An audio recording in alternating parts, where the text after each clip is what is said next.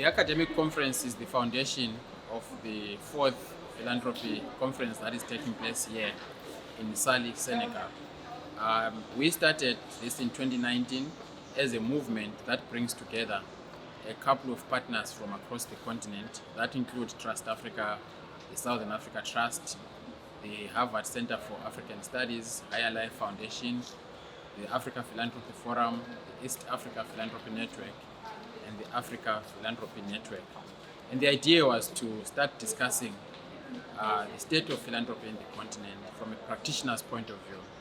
Over a couple of about 2 or 3 years, we realized that we needed to introduce an academic foundation to the conference. And that's because we started producing a number of knowledge products on the state of African philanthropy and social investment in the continent. This is our second iteration of the academic conference, and we see it as adding lots of value to the debates, to the narratives, as well as to the knowledge around African philanthropy, which normally comes from practitioners. The participation so far has been very great given the evolution from the first academic conference that took place in Johannesburg last year, where we looked again at the data, the narratives around philanthropy. And this year we are using the academic philanthropy to help us think through around the theme, which is philanthropy at an inflection point.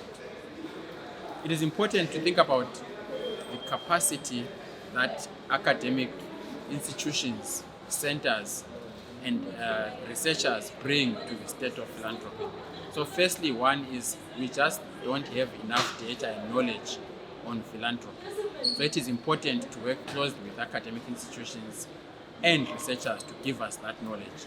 Secondly, we don't have enough theorization around the state of philanthropy in the continent, its contribution, its value, but also its proposition. And only through academic conferences of this nature are we able to theorize what is happening out there. Then thirdly, we also don't have enough connection between practice and theory and policy. And we want to use this opportunity around holding an academic conference, but also building relationships with institutions that study philanthropy to help us understand the role that philanthropy plays in policy formulation, but also vice versa, how policy influences philanthropy so that it contributes to development in the continent.